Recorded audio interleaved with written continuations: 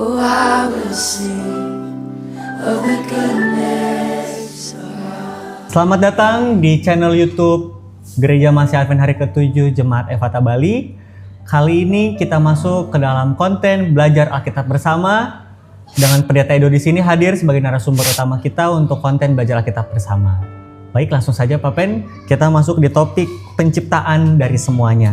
Nah, kita tahu bahwa saat ini sudah muncul banyak teori tentang penciptaan dunia. Ada yang bilang kalau dunia ini tercipta dari adanya ledakan besar di luar angkasa sana gitu. Nah, kira-kira Pak Pen, menurut Alkitab bagaimana sih sebenarnya dunia ini diciptakan? Ya, jadi ada memang istilah seperti teori Big Bang.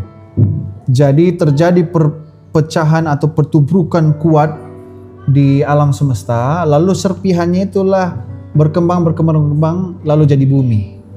Jadi nggak dijadikan, terjadi begitu saja. Nah, berdasarkan Kejadian 1 ayat 1 dikatakan pada mulanya Allah menciptakan langit dan bumi. Jadi karena kita ini adalah program belajar Alkitab, jadi sumbernya semua kita ambil dari Alkitab. Jadi kalau berdasarkan teori itu, maka itu bertentangan dengan Alkitab. Alkitab jelaskan ada penciptanya dan penciptanya adalah Tuhan. Oke. Jadi pencipta bumi kita ini adalah Tuhan ya Pak Pen, yang bukan dari hasil ledakan Big Bang dan lain sebagainya. Nah Pak Pen, tadi kan dijelaskan bahwa bumi kita ini diciptakan oleh Tuhan. Kira-kira Tuhan menciptakan bumi kita ini dengan cara seperti apa sih? Apakah Tuhan menciptanya dengan tangannya sendiri atau Tuhan punya cara lain dalam menciptakan bumi kita ini? Nah, berdasarkan daripada Alkitab Mazmur 33 ayat 6 dan 9, cara Tuhan itu adalah seperti ini dikatakan, oleh firman Tuhan langit telah dijadikan, oleh nafas dari mulutnya segala tentaranya, sebab dia berfirman maka semuanya jadi, dia memberi perintah makanya semuanya ada. Jadi berdasarkan daripada tulisan Alkitab ini, maka Tuhan menjadikan dunia berdasarkan firman-Nya. Dia ucapkan lalu jadi, dia firmankan jadi. Ya, jadi dengan demikian maka dia tidak seperti pemain sulap ya, gitu, enggak gitu ya. Tapi dia ucapkan lalu jadi. Begitulah prosesnya. Amin. Jadi kita sudah mengetahui di sini bahwa Tuhan yang menjadikan bumi kita ini adalah dengan berfirman ya Pak Pen ya. Betul. Bukan dengan cara-cara lain sebagainya. Nah, kita perlu tahu lebih dalam tentang siapa sebenarnya Tuhan yang menciptakan bumi kita ini. Siapa sih dia bagi kita gitu Pak Pen? Ya, oke. Jadi kalau tadi sebenarnya sudah dijawab ya. Yang menjadikan dunia ini adalah Tuhan. Nah, lalu kalau berdasarkan Yesaya 40 ayat 26 dan 28 katakan, bisa sambil dibuka juga di rumah, di tempat saudara, maka mari coba kita lihat ke alam semesta dikatakan. Lalu setelah kita lihat ke alam semesta ini, kita bisa dapati bahwa ini tidak terjadi begitu saja, tetapi ada penciptanya. Penciptanya adalah Tuhan. Nanti kita akan bahas khusus sehubungan dengan tentang Tuhan. Bagaimana Tuhan ini bagaimana dia jadinya Tuhan dan lain segala macamnya. Mungkin ada pertanyaan-pertanyaan sehubungan dengan Tuhan, tapi minimal kita ketahui bahwa dunia ini dijadikan oleh Tuhan. Oke. Jadi kembali tekankan bahwa dunia ini bukan tercipta dengan sendirinya ya Pak Pen ya. Betul. Tapi ada Tuhan sebagai pencipta kita. Tadi juga saya mungkin bisa tambahkan dalam Yesaya 40 26 sampai 28, di sana dikatakan bahwa Tuhan ialah Allah kekal yang menciptakan bumi dari ujung ke ujung. Jadi memang Tuhan itu adalah pencipta dari bumi kita ini. Nah Pak Pen, tadi kan kita udah bahas bagaimana bumi diciptakan dan isinya ya Pak Pen ya. Nah, kita sebagai manusia tentunya salah satu bagian dari bumi. Kita juga pasti diciptakan oleh Tuhan. Nah, bagaimana sih kita sebagai manusia yang saat ini hidup bisa bergerak, bisa bernafas, bisa berpikir dengan akal budi, itu diciptakan oleh Tuhan. Bagaimana caranya Pak Pen? Nah, kembali lagi, Alkitab menjawab dalam Kejadian 2 ayat 7 dikatakan seperti ini. Ketika itulah Tuhan Allah membentuk manusia itu dari debu tanah dan menghembuskan nafas hidup ke dalam hidungnya, demikianlah manusia itu menjadi makhluk yang hidup. Jadi, proses Tuhan menjadikan manusia ini agak berbeda. Caranya adalah dia ambil debu tanah, dia bentuk dalam bentuk manusia, lalu setelah itu ditiupkan nafas. Jadilah manusia yang hidup. Sehingga bisa kita dapatkan rumusnya adalah manusia yang hidup adalah terdiri atas debu tanah ditambah dengan nafas hidup, barulah jadi manusia. Tapi kalau manusia ini tidak ada nafasnya, sama dengan manusia yang mati. Itu saja. Jadi tidak ada istilah seperti ini. Manusia dikurang nafas, tidak ada nafasnya, gentayangan. Enggak ada gitu ya. Yang ada adalah manusia tidak ada nafas sama dengan manusia yang mati. Begitu dia. Jadi kita dapat tahu sekarang bahwa kita manusia berbeda ya diciptakannya dengan bagaimana Tuhan sudah menciptakan bumi ini. Kita spesial dibuat dari debu tanah dan dengan dihembuskan dari nafas kehidupan dari Allah itu sendiri ya Pak Ben ya. Jadi mungkin untuk pertanyaan berikutnya adalah kita kan hidup di setelah ribuan tahun setelah penciptaan ya Pak Ben ya. Kita tentunya tidak menyaksikan bagaimana penciptaan itu terjadi. Nah, kira-kira bagaimana sih supaya kita ini dapat percaya bahwa memang Allah itu yang telah menciptakan dan kita ini diciptakan oleh Allah? Oke. Saya ingin menjawab juga berdasarkan Alkitab. Ibrani 11 ayat 3 dikatakan, karena iman kita mengerti. Jadi yang membuat kita bisa percaya akan hal ini semua yang tadi kita ceritakan itu dengan iman. Saya percaya bahwa ada Tuhan yang menjadikannya. Kalau dengan pakai akal logika, ya kita susah menjelaskan hal ini.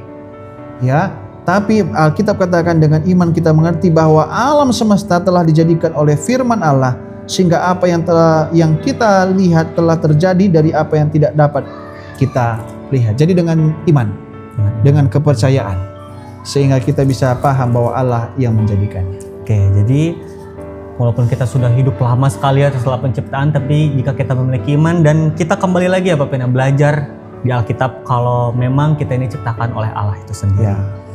Oke, pertanyaan berikutnya nih Pak Ben. Nah, kita tahu bahwa di Alkitab dikatakan bahwa bumi ini diciptakan hari demi hari, hari demi hari.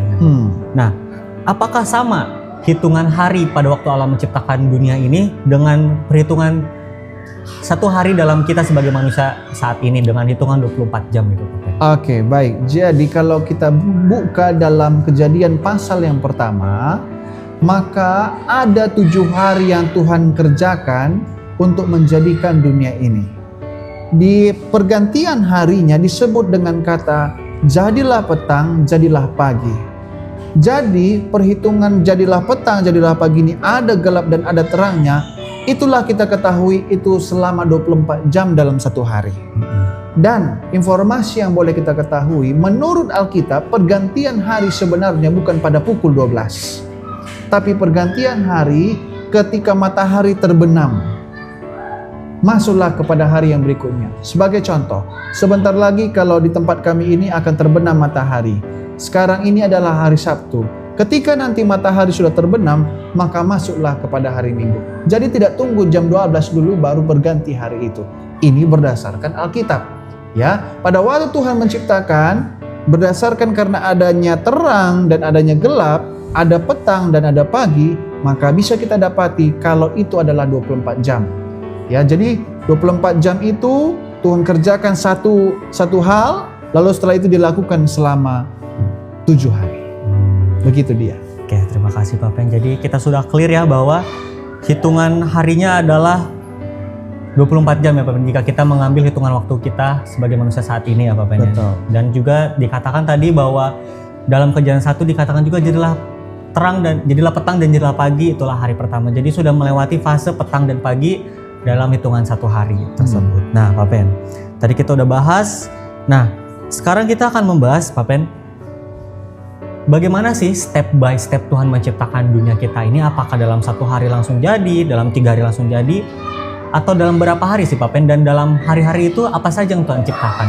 Oke, kalau kita belajar dari Kejadian pasal yang pertama dan Kejadian pasal yang kedua, maka bisa kita dapati stepnya itu selama 7 hari. 7 hari. Sebagaimana seorang yang memiliki akuarium yang kosong atau rumah yang kosong, dilihat apa? Gelap toh? Lalu pelan-pelan dia akan isi. Demikian juga dunia ini. Dunia ini awalnya adalah gelap. Lalu apa yang Tuhan ciptakan pertama? Terang. Hari pertama. Lalu supaya terangnya itu dapat tersebar, ya, dan kalaupun ada rencana untuk membuat hujan juga supaya bisa tersebar, maka Tuhan ciptakan cakrawala atau yang disebut sebagai langit. Itu hari kedua. Hari yang ketiga, Tuhan pisahkan ini antara yang air dan juga darat. Lalu Tuhan tumbuhkan tunas-tunas, sehingga tumbuhlah tumbuh-tumbuhan. Jadi hari ketiga Tuhan menjadikan tumbuh-tumbuhan. Hari keempat, Tuhan menjadikan benda-benda penerang yang ada di langit. Jadi kalau sudah terisi tadi di darat, ya sekarang Tuhan isi juga di bagian atas, di langit. Lalu pada hari yang kelima, Tuhan menjadikan binatang-binatang berkeriapan yang ada di laut ataupun di air dan juga yang ada di udara. Lalu terakhir Tuhan menjadikan binatang melata, karena tadi yang kosong itu di bagian darat belum terisi. Pada hari ke-6 Tuhan menjadikan binatang melata itu. Dan terakhir, seperti contoh kalau akuarium, apa yang dibutuhkan? Yang mengurusnya. Nah, dunia ini juga perlu pengurus. Siapa Tuhan jadikan? Manusia.